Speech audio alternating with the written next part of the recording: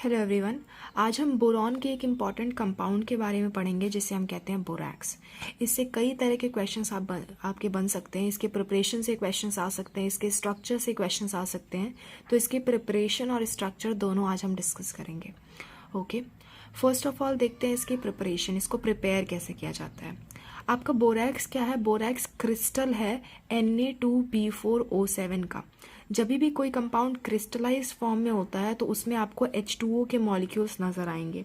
उसका main formula तो यही होता है, लेकिन लास्ट में कुछ H2O के मॉलिक्यूल उससे जुड़े होते हैं। ठीक है, जो भी क्रिस्टल्स आप देखोगे मैक्सिमम क्रिस्टल्स में आपके H2O मॉलिक्यूल्स जुड़े होंगे। क्लियर? अच्छा, ये H2O मॉलिक्यूल्स क्यों जुड़ते हैं? क्योंकि हम जब क्रिस्टलाइज करते हैं इन कंपाउंड्स को तो क्रिस्टलाइज करते वक्त हमें वाटर मॉलिक्यूल की ज़रूरत पड़ती है, उसके सॉल्यूशन की ज़रूरत पड़ती है। तो जब ये क्रिस्टलाइज्ड होते हैं तो उसके साथ साथ आपके H2O मॉलिक्यूल्स अटैच्ड हो जाते हैं। ठीक है, तो देखते हैं इसकी प्रिपरेशन के बारे में। फर्स्ट ऑफ ऑल इसकी प्रिपरेशन की जाती है कॉलमनाइट से। कॉलमनाइट आपका एक कंपाउंड है जिसका फॉर्मूला है Ca2B6O11। बहुत अच्छे से याद रखिएगा, कॉलमनाइट का फॉर्मूला है Ca2B6O11। इसको जब हम सोडियम कार्बोनेट से रिएक्ट करवाते हैं तो इसका एक सॉल्यूशन बनता है। वो सॉल्यूशन होता है Na2B4O7 का प्लस NaBO2 का और कैल्शियम कार्बोनेट उसमें प्रेसिपिटेट की तरह मिलता है। इस सॉल्यूशन को क्या करते हैं? इस सॉल्यूशन को हम कूल डाउन करते हैं। इस सॉल्यूशन जो हमारा ऑब्टेन हुआ है इसको हम कूल करने लगते हैं और कूल करने के बाद हमें धीरे धीरे इसके क्रिस्टल्स मिलने शुरू हो जाते हैं। बोरैक्स के क्रिस्टल मिलने हमें शुरू हो जाते हैं। ठीक है, अच्छा, जब बोरैक्स का क्रिस्टल हम निकाल लेते हैं तो जो बचा खुचा पार्ट होता है, जिस ये सॉल्यूशन को हम क्रिस्टलाइज कर रहे थे ना, इस सॉल्यूशन में से ये तो क्रिस्टलाइज आउट हो गया, बाकी जो बचा हुआ पार्ट है हम उसे कहते हैं मदर लिक्योर।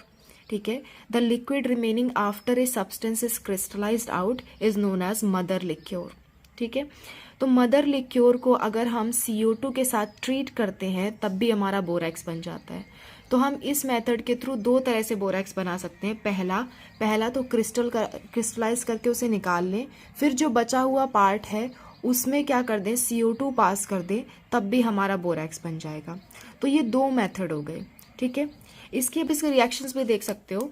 NaBO2 देखना, हमारा बना क्या क्या था? हमारा बना था बोरैक्स, NaBO2 और CaCO3। CaCO3 तो प्रेसिपिटेट के फॉर्म में है, इसको फिल्टर करके हम निकाल लेंगे। बाकी सॉल्यूशन में हमारा यही दो चीज़ें बचेंगी। ठीक है, और सॉल्यूशन में से जब हमने इसे निकाल लिया तो मदर लिक्योर में सिर्फ आपका क्या बचेगा? NaBO2। तो हमने यहाँ पे रिएक्शन में NaBO2 लिया है, NaBO2 में CO2 हमने पास कर दिया है, तो हमारा क्या बन गया है? बोरैक्स, और सोडियम बाइकार्बोनेट आपको अलग से मिल जाएगा। Okay, as a by product. Next preparation का मेथड इसके हो सकता है from orthoboric acid. Orthoboric acid आपका क्या है? H3BO3। इसे आप कहते हो ऑर्थोबोरिक एसिड। इसमें भी जब हम सोडियम कार्बोनेट डालते हैं तो हमारा क्या बन जाता है? बोरैक्स, एंड हमारा क्या बन जाता है? वाटर, और CO2 गैस रिलीज हो जाती है। ठीक है, जब भी आप कार्बोनेट वाले कंपाउंड को तोड़ोगे ना, कार्बोनेट वाले कंपाउंड का रिएक्ट कराओगे तो मैक्सिमम केसेस में आपको CO2 गैस रिलीज होती नजर आ जाएगी। ठीक है, तो कभी भी अगर आपसे रिएक्शंस में पूछे कि किसी भी कार्बोनेट कंपाउंड का रिएक्शन आप करवा रहे हो और उसमें कौन सी गैस रिलीज हो रही है, अगर आपको गैस का नाम पूछ ले तो आप आंख बंद करके कह सकते हो वहाँ पे कार्बन डाइऑक्साइड रिलीज होगी। ओके, तो ये थी इसके प्रिपरेशन की मेथड। दो मेथड से हम प्रिपेयर कर सकते हैं, from colemanite and from orthoboric acid.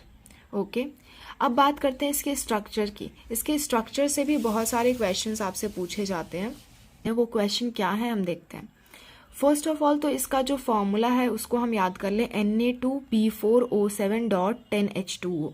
ठीक है, जब हम स्ट्रक्चर बनाते हैं तो उसको हम कुछ इस फॉर्म में देखते हैं, यानी कि 2 Na जो है आपका उसको आप अलग से आयन के फॉर्म में लिख लेते हो। 10H2O में से 8H2O आप बाहर रखते हो, और जो बाकी का पार्ट है इसका हम स्ट्रक्चर मेनली देखेंगे। ठीक है, तो इसका स्ट्रक्चर अगर देखें तो फर्स्ट ऑफ ऑल हमारे पास 4 बोरॉन है, तो हम क्या करेंगे? 4 बोरॉन को इस तरह से अरेंज कर लेंगे। ठीक है, चारों बोरॉन को ऑक्सीजन के थ्रू बॉन्ड से जोड़ देंगे। ठीक है, सारे बोरॉन के बीच में हम 2 बोरॉन के बीच में एक ऑक्सीजन लगा करके हम जोड़ देंगे। स्ट्रक्चर बनाने का तरीका आप सीख लो ताकि आपसे जो क्वेश्चन पूछे तो आप उसे सॉल्व कर सको। तो पहले बोरॉन आपने लिख लिया, फिर आपने क्या किया, सभी बोरॉन को ऑक्सीजन के थ्रू जोड़ दिया, ठीक है। तो टोटल BOB वाले कितने बॉन्ड हो गए, 1 2 3 4 एंड 5। तो BOB बॉन्ड का नंबर आपसे पूछता है तो आपको पता होना चाहिए ये कितने होते हैं, 5, ठीक है। नेक्स्ट हम क्या करेंगे, हमारे पास OH 4 टाइम्स है, तो हम क्या करेंगे, इन सारे OH को एक एक बोरॉन से जोड़ देंगे। हर बोरॉन से एक एक OH आपका अटैच हो जाएगा, क्लियर। और बचा आपका ये सारा स्ट्रक्चर तो कंप्लीट हो गया। और इस पे चार्ज कितना रखना है आपको, -2। यहाँ पे आपने -2 चार्ज रख दिया। 2N ने आपने बाहर ले लिया और 8H2O जो यहाँ पे है वो भी आपने बाहर ले लिया। मेन आपको यही स्ट्रक्चर याद करना था।